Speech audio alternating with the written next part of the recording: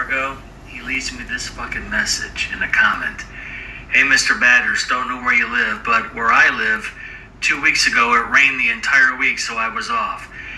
In Pennsylvania, when you claim unemployment, they pay you every 2 weeks. So last week my company paid me under the table. As a favor, so I could... This fucking dumb junkie, so I could claim... so I could claim for 2 weeks.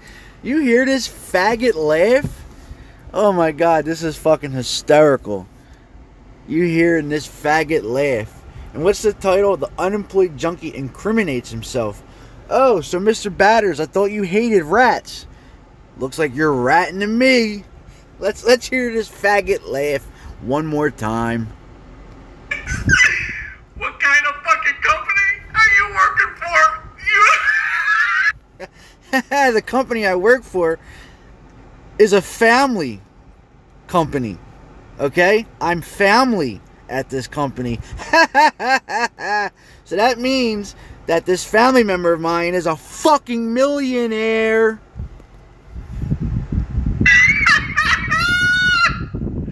Oh, God.